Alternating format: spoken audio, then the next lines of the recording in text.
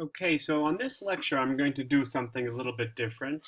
Rather than lecturing over slides, I'm lecturing over um, a lecture outline in just in a Word document. It's visually a little bit more boring, but I will talk to you and reference pages in the book. Now, chapter 3 is quite a bit briefer than it was in the last version of the book.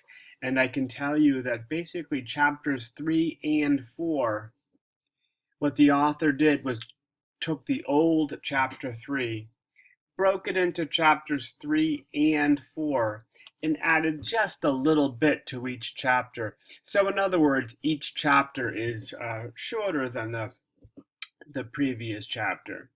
So, um, we'll move through this chapter fairly quickly. I've said in an announcement, I think, that when I think of this in terms of classes, now remember the information you're getting right now. My face-to-face class hasn't heard this lecture. They will hear this lecture later today. They get a lecture on Tuesday and Thursday. And I think of the chapters as being about three classes worth of material in the old-fashioned face-to-face way of thinking. So um, this chapter might be a little less than three classes, definitely not more. So again, what that really means for you is this week and then a part of next week. So a part of next week will be starting chapter 4. So first of all, let's just introduce the topic of perception. Um, And I should say one more thing before I roll. I think the best way for you to take this lecture, to listen to this lecture, is to first do the reading and then come back and be ready to go through this.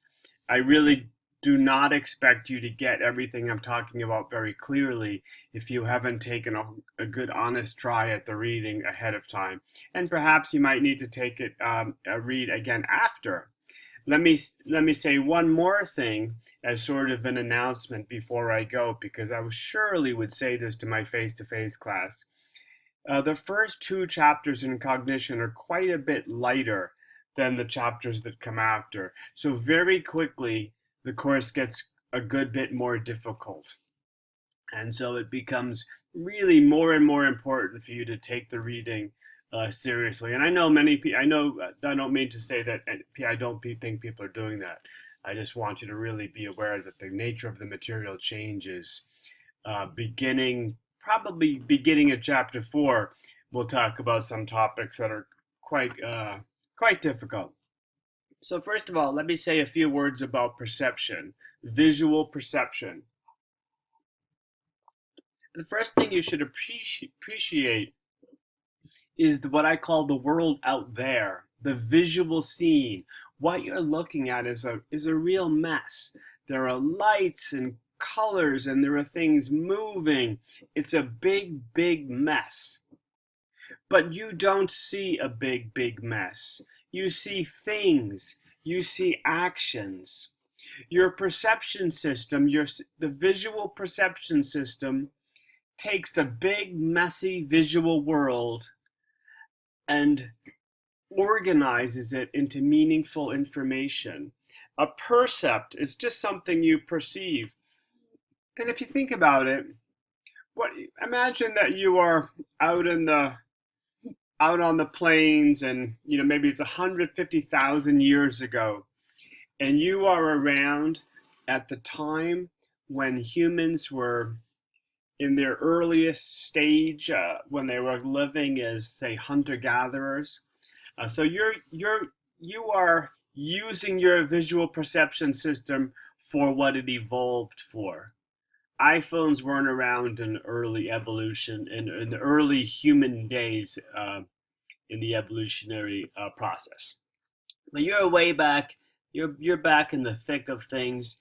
You get up each day. The number one thing on your to-do list is to be alive at the end of the day.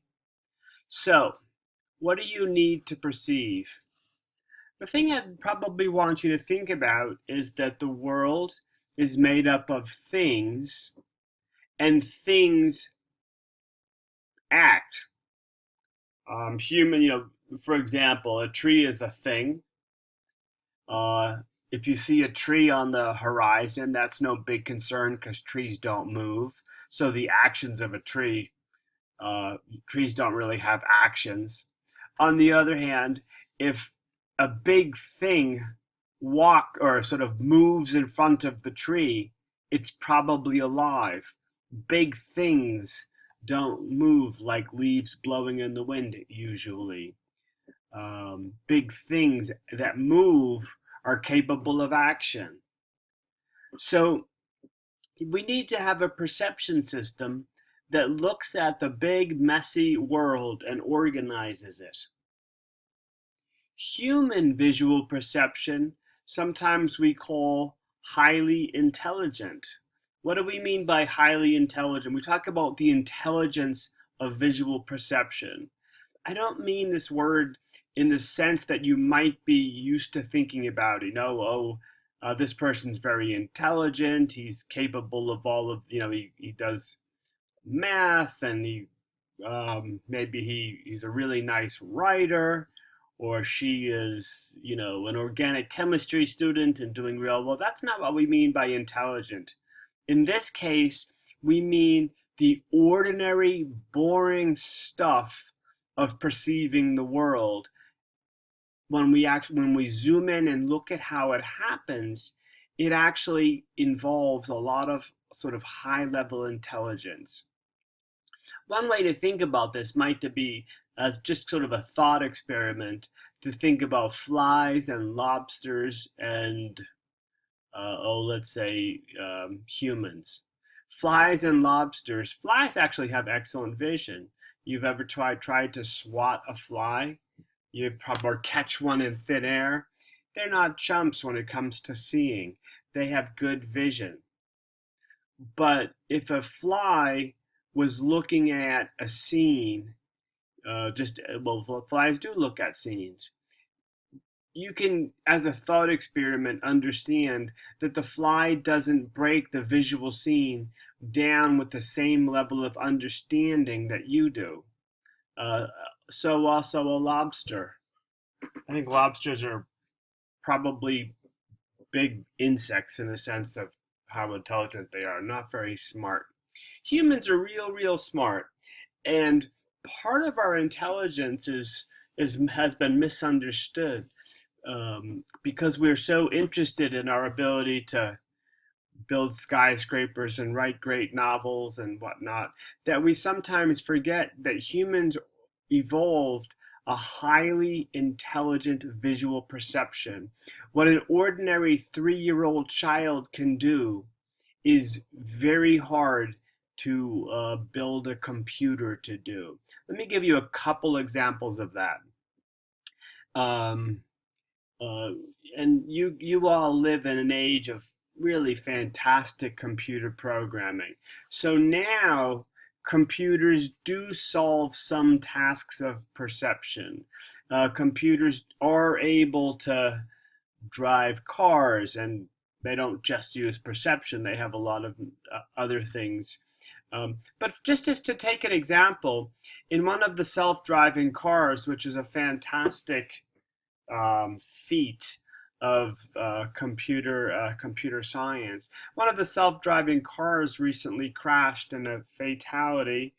It was one of the test cars, and as I remember the news story, a truck, I believe it was a white truck, was crossing the lane, and I'm guessing because the side of the truck was so big, unlike a smaller car, it it looked like a big flat color of white, perhaps against a particularly white cloudy day, and the computer failed to treat it as a large moving object. Now I don't know the details. It obviously wasn't reported for the purpose to make our lecture. The report didn't give us details as to why they think it failed. But all I'm trying to get you to understand is it took uh, decades of artificial intelligence to begin to solve some of the problems of perception. We're going to talk this chapter is about visual perception, but you might also think about auditory perception. If you want to go to the gym and watch the news, you can probably watch a screen with a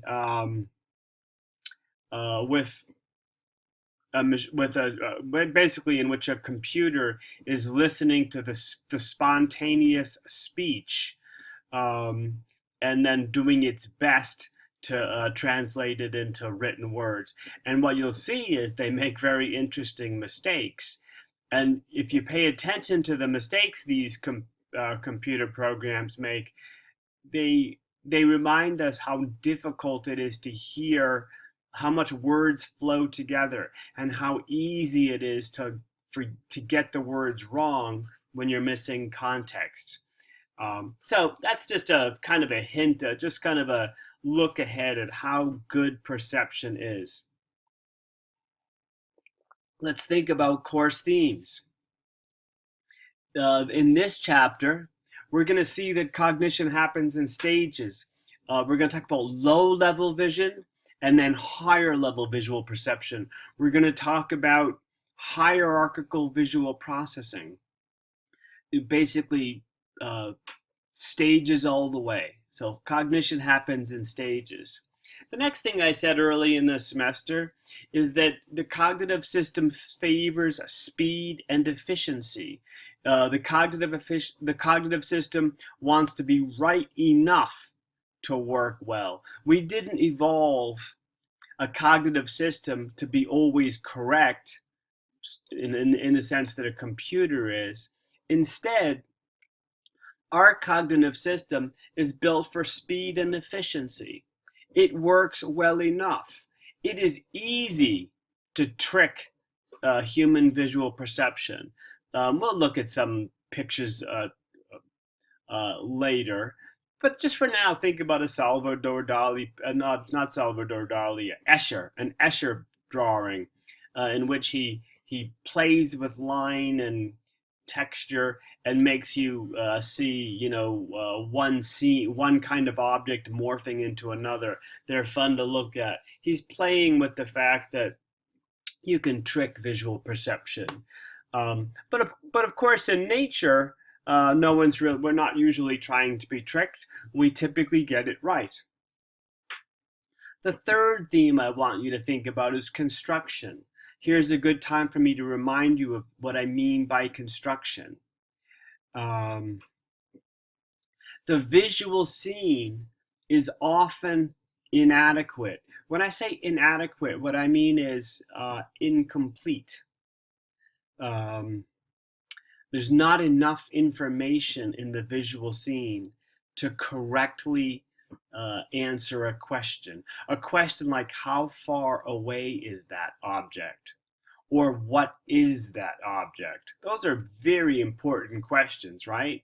Again, put yourself on the plains 150,000 years ago. You're trying to avoid being a dinner for a pack of saber-toothed tigers. You see them on the horizon, you need to make a distance judgment. Are they too far away to reach me? Or are they getting closer to me and within sprinting distance? Those are two different scenarios. As we'll see later in this chapter, and as I hinted about, and as I gave you a homework to think about, that task of judging distance is a very intelligent visual perception task that humans are really good at. So getting back to the point about construction, the construction comes into play when the visual scene is inadequate. If there's not enough information in the scene, and the perceptual system kind of makes something up. Now, when I talked about this in your first lecture, I believe I gave the example of the blind spot. Well, now we're going to see the blind spot back in this chapter. The blind spot happens because there's a small area on your retina for which just due to the way the retina is built, you're not getting any visual input. So in essence, you look out at a scene and there's a blind spot in what you see. But you don't perceive a patch of gray. You're sitting across from your friend having coffee. You don't see a patch of gray in the center of your friend's nose. You just see the flesh color of their nose. Well, what happens? In essence, what happens is your visual perception system just fills it in. It does a little kind of graphics task in which it sort of looks at the flesh color around the gray and just kind of makes its best estimate as to what that should look like. Your brain is kind of built again to work. It's built to come up with the best answer quickly enough, efficiently enough. And construction happens all the time. We'll see it in a lot of perception. Now, the next thing I want you to do, and I will, at a different moment, I will actually load these videos for you. But you can point and click right onto that link and you'll get into the video. I want you to watch both of these videos. So I'm gonna pause for just a minute or less than a minute. Pause long enough to allow you to pause this video, and then open up the a lecture outline that will be loaded, that you're looking at right now, and click in and watch these videos. I'm going to give you, and actually watch all three of them. And then so the three that you see right there. And then I'm going to talk about them, but I think it's more fun for you to have me not be a spoiler. So go ahead, pause, and watch.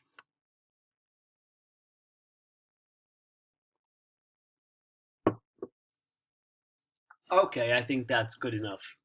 So I want to sort of emphasize that I'm going to expect that you've seen these, because I will promise you questions about them.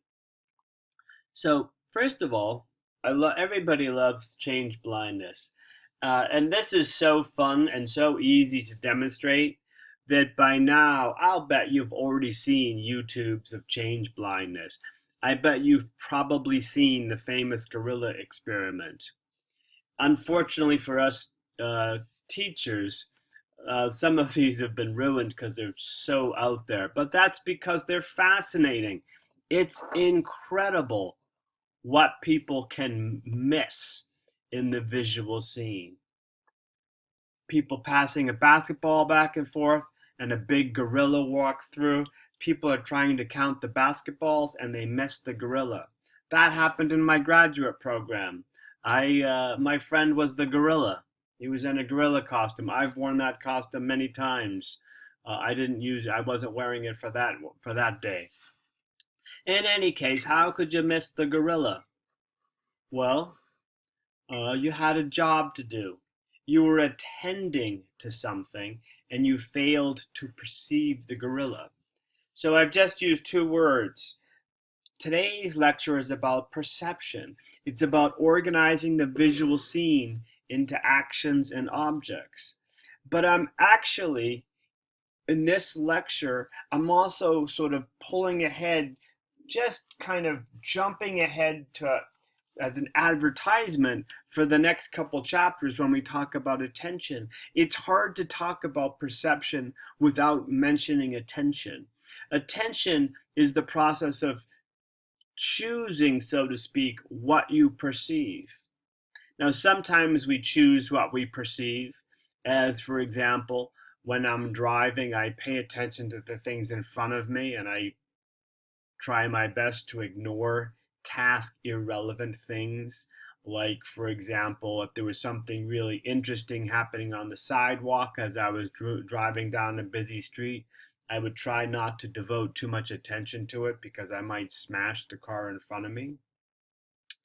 And I just spoke about the gorilla video because if you haven't seen that, it's worth Googling it just to get a sense of it. But I appreciate that you didn't just watch the gorilla video. You watched another video in which a man got directions. A man was stopped and asked directions, and that man morphed into someone else. So actually, I didn't state that quite right. A couple people pass, a couple people walking on campus stop and ask a man for directions.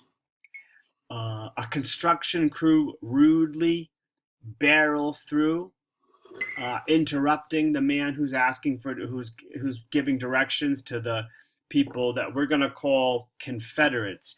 In psychology, Confederates are people in an experiment who are they're posing as if they're not in the experiment. So that man, by the way, he didn't know he was going to be in a famous psych study. I'm sure after it was over, they got permission to show the whole thing, and he was a good sport. He didn't mind. But he didn't know that these people were in an experiment. These two Confederates walk up, they ask directions. A very rude crew of construction workers plow through. And what happens? One of the questioners morphs into someone else. Or actually, now I'm remembering, or was it one questioner? It doesn't matter. The questioner morphs into someone else, and he just goes on. The person giving directions doesn't seem to notice. In the second video, you saw an even stronger example of this. I think it's a little stronger. I mean, it's both the same effect. I think the second video is a little stronger. Here's a thought for the second video. People show up. They show up for a psych experiment, and they're getting information. And the person giving them information passes out of their they become perceptually not available. They duck down. They pass out of the person's visual scene, and then they pop back up, and they're a new person. And most people miss it. So here's a question: if that was your study, which would be great, you'd be famous, you'd be getting famous quickly. What would you do next? What would you explore next? There's no right or wrong answer to this, but think about gender, think about ethnicity, think about emotion in faces, think of all of the variables you could explore to see how much can we continue to trick perception? If a person ducks out of view and comes back up and the gender has changed, could we get away with that? I surely doubt it. But on the other hand, I'm not so sure I would have guessed that more than 50% of the people miss when one person turns into another. We'll probably come back to those videos. The McGurk effect is real important. So what happened in the McGurk effect? Well, this is a great example of construction. You were watching a person pronounce or make a sound in what we would call a phoneme, a language sound, like ba, ba, ba, ba. Just for a minute, make the sound ba. Just do it out loud, ba, and pay attention to what you do. You probably noticed you put your lips together and go ba. But you put your lips together and kind of snap them out. Now make the sound va, va, va, and pay attention to what you did. What you did without thinking about it is you kind of, instead of putting your lips together, you kind of went teeth to lips, and you made a teeny vibration. It's a fricative, I believe is the word, a teeny vibration. So that sound is a fricative sound. Can you do that? Just you can feel the little vibration you're producing in your kind of vibrating your teeth to lips. So, what's so interesting about that? Well, using a computer, it's very easy to make a simple manipulation. You hold the sound constant, ba, ba, ba, but you change whether the person producing it is doing the mouth movements of ba or va. And of course, you know how to do that. We live in the computer age. They just have that person make both sounds and then overlay one sound over two different clips in which he's making the different sounds. So he makes two different sounds. They film it both times, and then they just um, uh, record one sound with both visual scenes. So what happens? Well, your perceptual system is getting two conflicting inputs. One input is auditory. I'm hearing ba. The other input is visual. I'm seeing the visual input that goes with va. So again, I'm hearing, and now I don't mean perceiving in audition. I mean the sound that you're actually hearing. The sound that is reaching your eardrums is ba.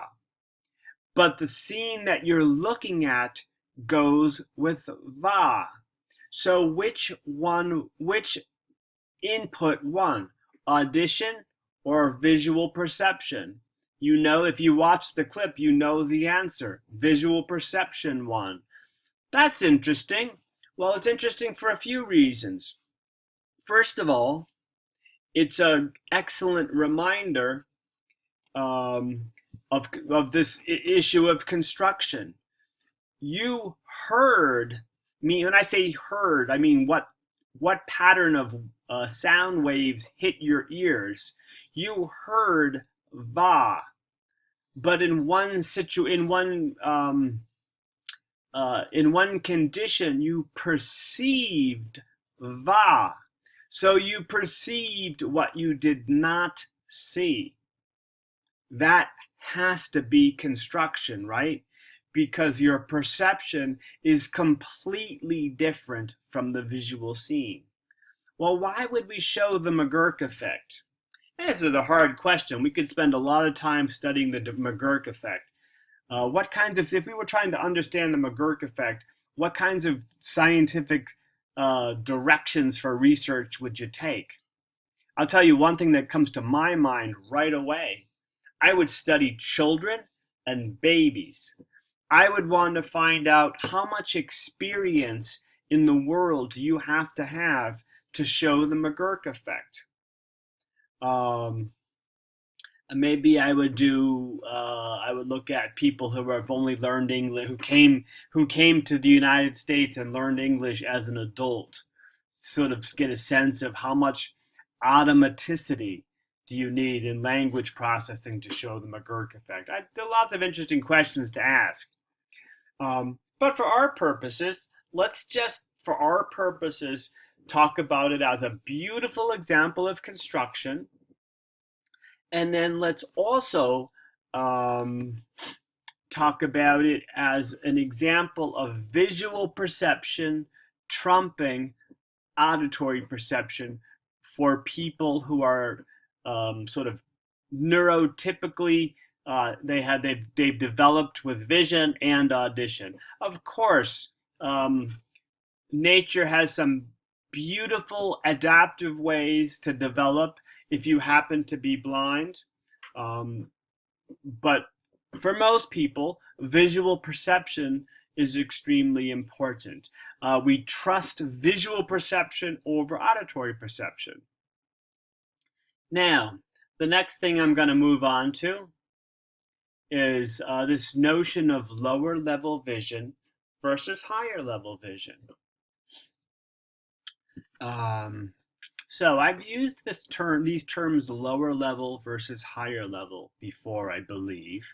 But just in case I haven't done a good job explaining it, let's get back to these two terms.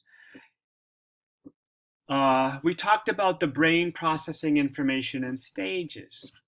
When I use the term a lower level stage, I mean sort of less intelligent. When I talk about higher level, I mean more intelligent. Imagine I draw a picture of an apple in just white chalk on the chalkboard. I could draw an apple uh, with three curved lines. The apple, I've got sort of two curves coming together to create the apple, and one curve coming together to create the stem. And I can pretty well guarantee if I did this in front of you on a chalkboard, you'd say, "Oh, he's drawn an apple. Maybe I did a good one, maybe not so good. It's an apple." But apple is a very high level concept. It's a thing that you could have on your desk. You could have it in your lunchbox. It's a thing you might like or not like. An apple a day keeps the doctor away. You can bake an apple. Apples are in season in the fall. You could say a lot about apples, but that's highly conceptual, sort of meaningful cognition that I just stepped through. At a much lower level, an apple is some lines. It's red. It has some redness. It has what we're going to call, as we move through this lecture, basic feature information. At some very low level stage of visual processing, we're not going to say it's an apple. We're going to just talk about its basic features. Here's something to think about. There's a very real sense in which you don't see the world out there. So you're walking around, you don't see the world out there. There's a sense in which light hits your retina and you build a model of the world in your head. Then we talked about the word representation earlier in the semester. It must be true, right? That you build the world in your head. And so here's what you got to appreciate. You've got to build. When the visual featural information of Apple hits your retina, you have to build it. You have to sort of get from basic lines and color and stuff like that to the concept of, oh, that's an apple. I'd like to eat that apple. So that's what I mean when I say higher level versus lower level. Now, just a reminder of some things that we've talked about. We talked about cognition happening in stages. We're going to call the earlier stages. When I say earlier, think back to ERP from chapter 2. What happens at 100 milliseconds in the brain is earlier than what happens at 500 milliseconds. It's an earlier stage. In fact, nowadays we can measure brain waves at less than 20 milliseconds, if I'm remembering. Really, really fast evidence, not necessarily cortically, but subcortically.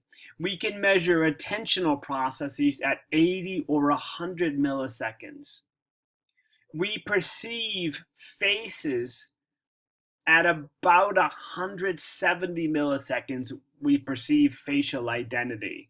That's a little, I'm simplifying a bit, but my point is simply to get you to appreciate that processing is happening in a temporal way. So processing is happening cognition is happening across milliseconds, and some things happen more quickly than others. Let's see. Okay, so that thing I want to kind of remind you of, this is we're just sort of bringing in some thematic points for a second. I want to remind you of what I have called the contemporary view of localization of function. So let me say what I mean by that. Cognitive processes are localized to different brain regions in the brain. We know that. We talked about Capgras syndrome. We talked about prosopagnosia. We've talked about, you've seen videos of people with aphasia. Each of these examples of brain damage one of the things that I hope you get out of it is damage to specific brain regions causes specific problems. However, complex cognitive processes like perception involve many different sub-processes that are localized to different areas. Um, and these areas are distributed throughout the brain. So let me tell you, I'm going to stop this lecture, load it, get it loaded this morning, and then continue it. Let me just show you where we're going. We have a little more to do. We're at 35 minutes. I always get a little nervous when the lectures get long. I get nervous of a technical difficulty. I'm afraid that when I go to save this and get it loaded to YouTube, something goes wrong. So I'm more than halfway done, but I want to stop it and get it online. And the second half of this, I hope I can get online in a little later. So let's hope this works.